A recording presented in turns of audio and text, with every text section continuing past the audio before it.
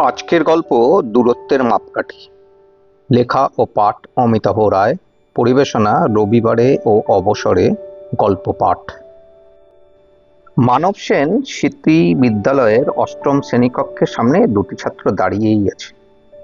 30 minute তো নিশ্চিতভাবে কেটে গেছে, কিন্তু সুখেনবাবুর বিজ্ঞানের ক্লাস। এই বিদ্যালয়ের সবচেয়ে কঠোর বনের মাস্টারমশাই। ওরা ক্লাসে আসতে 2 মিনিট দেরি করেছে। পড়ানো শেষ হলেও সুখেনবাবুর হাতে আরো 2 মিনিট সময় আছে। ওদের দিকে তাকিয়ে জিজ্ঞেস করলেন, বাড়ি থেকে এখানে আসতে কতটা স্মরণ হয়েছে? মানব সেনের নাতি তৎক্ষণাৎ স্মার্ট ওয়াচে দেখে বলল, 567 মিটার। আরেকজনকে দেখে সুখেনবাবু বললেন, তোর তো আরো 200 মিটার বেশি।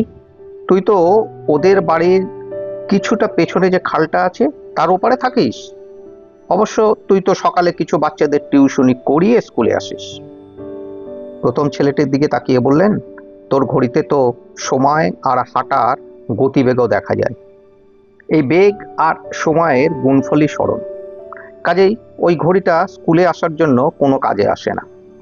কাল থেকে আর ঘড়িটা পরে অন্তত স্কুলে আসিস না। তোদের দুজনের সাথে সবাইকে আরেকটা কথা মনে করিয়ে দিতে চাই যে ক্লাস শুরু হওয়ার 10 মিনিট আগে প্রেয়ার শুরু হওয়ার সময় থেকেই স্কুলের সময় শুরু। আজকেই আবার নোটিশ দেওয়া হয়েছে। এখানে স্মরণ যেহেতু নির্দিষ্ট, তাই হাঁটার বেগ বাড়াতে হবে অথবা বাড়ি থেকে আরো আগে সময় নিয়ে বেরোতে হবে। ঘন্টা বাজলে হন হন করে ক্লাস থেকে চলে গেলেন। এই ক্লাসেরই ফার্স্ট বয় সুগত প্রতি বছর গরম আর পুজোর ছুটিতে বাবা মায়ের সাথে বেড়াতে যায়। ওনার একজন পদার্থবিদ্যা আর একজন অঙ্কের শিক্ষক শিক্ষিকা। সে বছর ছুটি কম ছিল বলে 1 সপ্তাহের জন্য দার্জিলিং আর কালিম্পং ভ্রমণ ঠিক করা হয়েছিল। সুগতর বাবা দার্জিলিং শহর থেকে কালিম্পং এর পাহাড় দেখিয়েছিলেন, তবে নির্দিষ্ট কিছু উঁচু পাড়ের ভিউ পয়েন্ট থেকে মেঘমুক্ত পরিষ্কার আকাশে পাহাড়ের রেঞ্জ দেখা যেতে পারে, সরাসরি কালিম্পং শহর নয়। উনি বলেছিলেন, দার্জিলিং ও কালিম্পং শহরের মধ্যকার সরলরৈখিক বা এরিয়াল দূরত্ব প্রায় 21 কিলোমিটার বা 13 মাইল।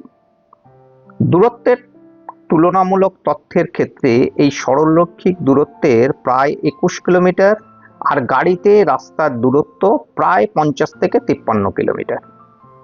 পাহাড়ি রাস্তা দিয়ে যেতে গাড়িতে যাতায়াতের সময় সাধারণত 2 থেকে 2.5 ঘন্টা সময় লাগে।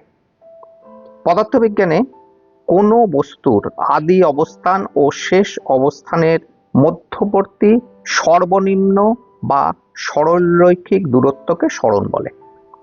এটি একটি ভেক্টর রাশি যার মান ও নির্দিষ্ট দিক উভয়ই আছে। কাজেই এই সরণের মাপে সময় নিয়ে চলাচল করলে হবে না, আমাদের পথের দূরত্বে মাথায় রেখেই চলতে হবে। সুগতর ক্লাসে এই বিষয়টা পড়ানো হচ্ছিল বলে খুব উৎসাহী হয়ে শুনছিল। কালিম্পংয়ে গিয়ে দার্জিলিং এর দিকে তাকিয়ে সরণ আর দূরত্বের হিসাবটা আরেকবার মনে মনে ঝালিয়ে নিল। এর 2 বছর পরের কথা। সুগতর বাবা মা ওকে চমকে দেওয়ার জন্য রাজধানী এক্সপ্রেসের টিকিট কেটেছিলেন। এই ট্রেনে ভ্রমণ এবং দিল্লি আগ্রা দেখা দুটোই সুগতর উইশ লিস্টে ছিল। ট্রেনের গতি, খাওয়া আর সবসময় এসিতে থাকা সুগতর মনটা দারুণ খুশি করে দিয়েছিল। এরপর টিভিতে দেখা আর বইতে পড়া রাজধানী শহর দিল্লির লালকেল্লা, আগ্রা তাজমহল নিজের চোখে দেখার পর অনেকক্ষণ ধরে বিশ্বাসই করতে পারছিল না। মনটা যেন হাওয়ায় উঠছিল।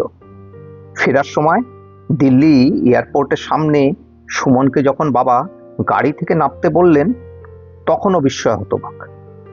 যখনই শুনলো ওরা সবাই এবার দিল্লি থেকে কলকাতাতে ফ্লাইটে ফিরবে, তখন বাবাকে আনন্দে জড়িয়েই ধরল।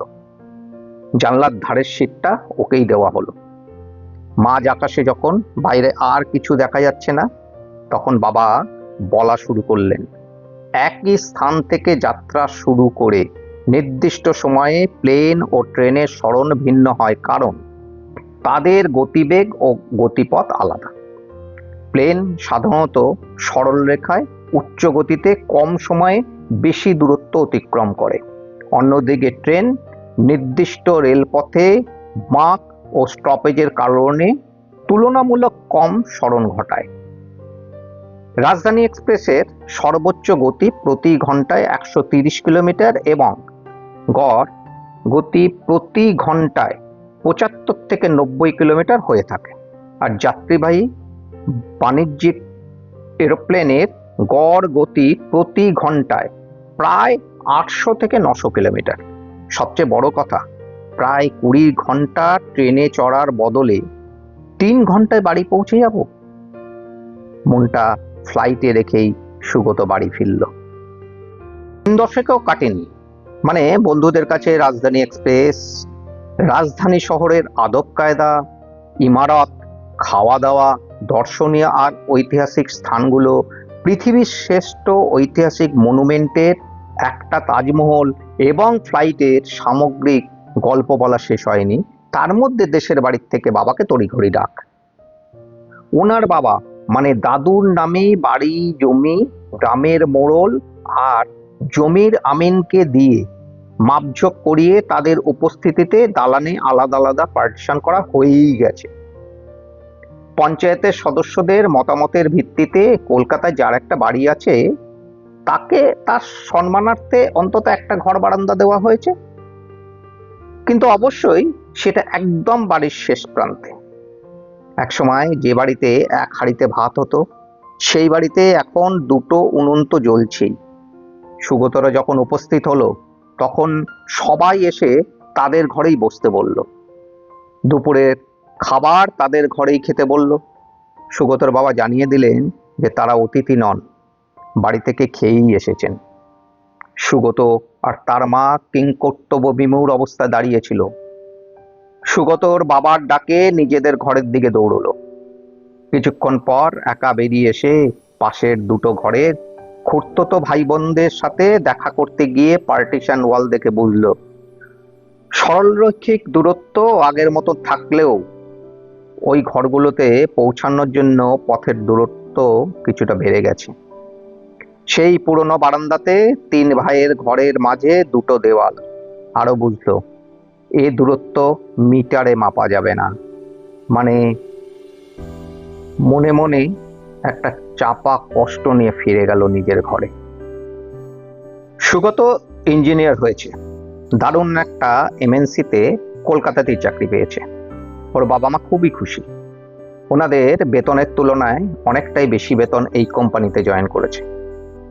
তারপর আরো 4-5টা বছর কেটে গেছে। সুগত কিছু মাসের জন্য 3-4টে দেশে গিয়ে কাজ করে এসেছে। বাবা মাকে ছেড়ে থাকতে চায় না।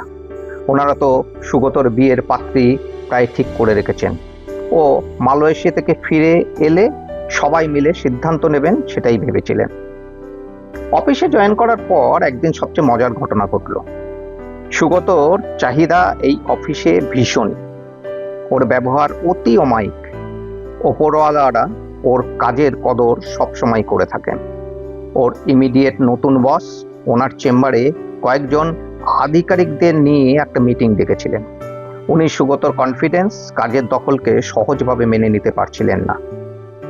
ওর মালয়েশিয়া অফিসের রিপোর্ট শুনছিলেন। হঠাৎ বলে উঠলেন, আপনি সোজাসুজি কথা বলতে পারেন না?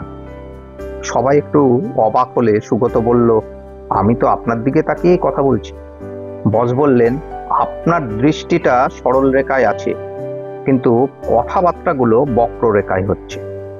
সুগত ভাবল ও জানতোই না যে কথাবার্তা এবং দৃষ্টিরও স্মরণ বা অতিক্রমের দূরত্ব আছে, আর জানতে ইচ্ছে রইল এর একক কি হবে। সুগত বুঝেছিল এবার বিয়ে করতেই হবে। 3 বছর আগের সিঙ্গাপুরে থাকার কয়েক মাসের স্মৃতি শুধু রাত নয়, দিবা স্বপ্নেও আসে। সহপাঠিনী ও সহকর্মী রমাও ছিল ওই 6 মাসের ট্যুরে। কলেজে কাছাকাছি বসাই নয়, মনের দিক থেকেও কাছাকাছি এসেছিল। সিঙ্গাপুরে নিজেদের সিদ্ধান্তে লিভ টুগেদার করেছিল। সুগত 6 মাস বাদে ফেরত চলে আসলেও রমা ওখানে থেকে যায়। এরপর প্রথম 6 মাস যখন দিনে একাধিকবার ফোনে কথাবার্তা বা ভিডিও কলিং চলতো, তখন শারীরিক দূরত্বের হিসাবে অনেক বড় স্মরণ ছিল, কিন্তু মানসিকভাবে স্মরণ শূন্য। এরপর অদেখা দিনের সংখ্যা বেড়েছে। সরলরৈখিক দূরত্বের থেকে মনের দূরত্বের স্মরণ হয়ে গিয়েছিল অনেক বেশি। আসলে সহকর্মীদের কাছ থেকে খবর পেয়েছিল রমা ওই ফ্ল্যাটেই আরেকজনের সাথে লিভ টুগেদার করছিল আর বর্তমানে রেজিস্ট্রি ম্যারেজ করে নিয়েছে। সুগত কথা কোনোদিনই বাড়িতে বলতে পারেনি। সেদিন বিকেলে পাত্রী দেখতে যাওয়ার কথা বাবা মায়ের খুব পছন্দ। কোথাও শুনেছিল মানুষের জুতো তার ব্যক্তিত্ব, রুচি ও স্বভাবের অনেক গোপন কথা প্রকাশ করে। তাই সকালে একটু দূরে সুপার মার্কেটে জুতো কিনতে যাওয়ার জন্য বাস স্ট্যান্ডে দাঁড়িয়েছিল। হঠাৎ চোখে পড়ল রমাও ওইখানে একটু দূরে দাঁড়িয়ে আছে। ও খেয়াল করেনি। সাধারণ অর্থে কোনো বস্তুর অতিক্রান্ত দূরত্ব ঋণাত্মক হতে পারে না, তবে স্থানাঙ্ক জ্যামিতিতে দিক বোঝাতে বা চিহ্ন প্রথার নিয়মে ঋণাত্মক চিহ্ন ব্যবহার করা হয়। সুগত যেন নিজেকে বাঁচাতে স্মরণের ঋণাত্মক চিহ্নের আশ্রয় নিল। আচমকাই উল্টো দিকে হাঁটা শুরু করলো। সেই মুহূর্তে রমার দৃষ্টি ওর দিকে পড়ল। চিৎকার করে ডেকে উঠল, সুগত!